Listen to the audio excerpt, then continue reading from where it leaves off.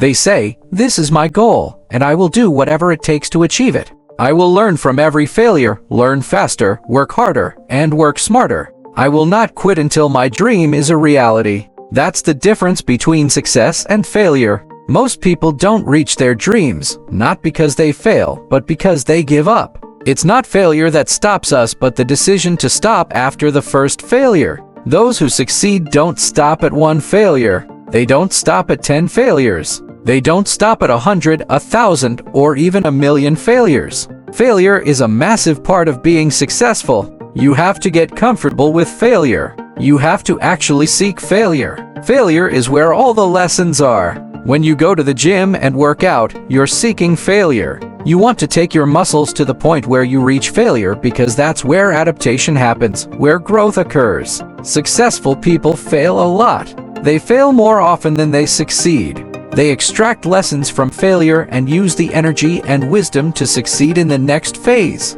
You have to take a shot.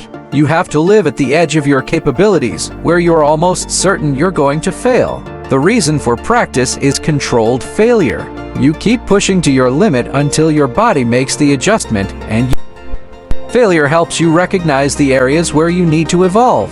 Fail early, fail often, fail forward. Failure makes winners stronger and hungrier, but it makes most people give up and feel worthless. Winners don't enjoy failure, but they never let failure stop them. Next time you encounter failure, remember that every great thing on this planet is here because the Creator learned from what did not work. As kids, we don't stop at failure. When we first learn to ride a bike, we fall over and over again, but we get up and push forward until we achieve our goal. As we get older, most of us get weak. We are too soft to get back on the bike. We come up with excuses. It must not be for me. No, you're just soft. No, you're just lazy. Tell yourself the truth. Get back on the bike. Learn why you failed and make sure you don't fall again. Make sure you are stronger for having learned the lesson. It's always frustrating to see people have a negative relationship with failure. Fail early, fail often, fail forward.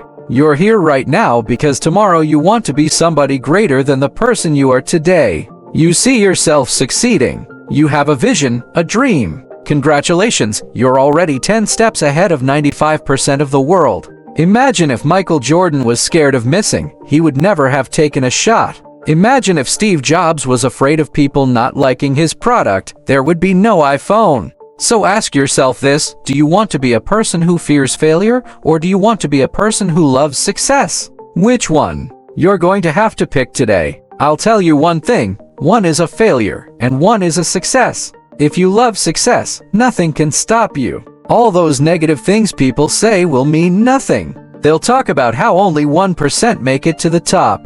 Big deal. Want to know something else? Only 1% stick with a fitness program long enough to see results. Only 1% of nerds stick with a video game long enough to get good at it. Only 1% of relationships stick it out to the end. That doesn't mean you have a 1% chance. It just means you can't behave like the 99%. You'll have to do something better than giving up a month from now. Those are just numbers. Look around you. Are you like 99% of the people around you? If you are, then you're in the wrong place, my friend. You have to love success just as much because that's what's going to allow you to get up and go for it. Being scared to fail won't do anything. In fact, when you love success and start going for it, guess what happens? You're going to fail. You're going to fail 10 times, 100 times, maybe even 1,000 times, but that's okay. Failure isn't permanent. Falling isn't permanent. You get right back up and keep going. This time, you'll be stronger, wiser, and more driven than ever. For every 10 failures, you'll land one success. You have to love success so much that you're willing to fail 10 times before you can succeed once. That's how a winner does it. One of the biggest myths is that if you're scared to fail, you won't fail. That's the biggest myth ever. I believed it. I thought that being scared to fail would keep me from failing. I looked at the losers around me and thought, I never want to turn out like them. It's the love for success that will lead to succeeding. So next time someone tells you you're going to fail, tell them they're right. But you're not afraid to fail. You're not afraid to take action. You're not afraid to jump.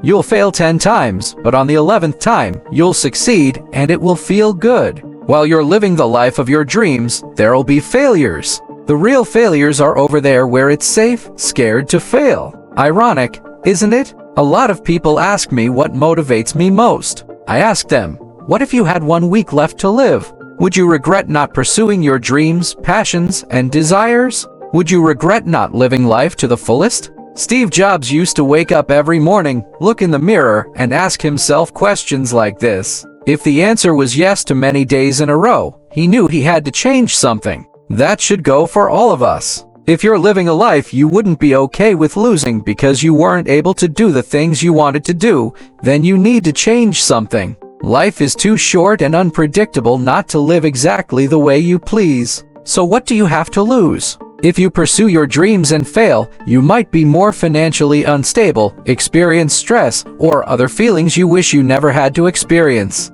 But even if you fail, you'll end up back where you started, which is where you are now. So what do you have to lose? Some of you are thinking about starting a business, pursuing your dreams to the fullest, becoming a doctor, engineer, firefighter, professional athlete. But some of you won't follow these ambitions because you're afraid. You let the fear of failure dictate your actions. You're afraid of what others think. But what truly matters is you. You have a gift, a talent, and that talent can make yourself and the people around you better. But sometimes the only way to do that is to take a risk.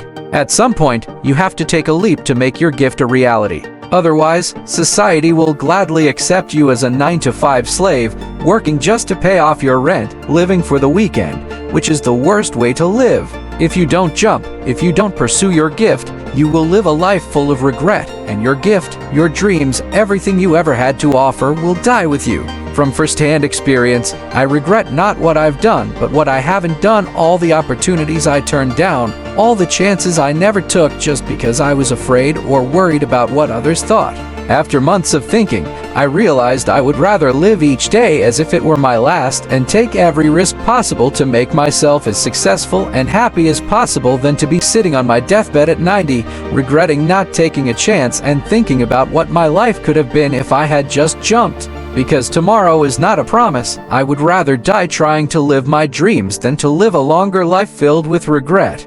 Life is too short and too unpredictable to live it safe, basic, and traditional. But why do most people choose the safe life over taking risks? They feel like they have a lot to lose, that their current situation is relatively nice, and most importantly, they are comfortable. They got used to living basic, within society's standards, being with their friends every now and then, being well rested.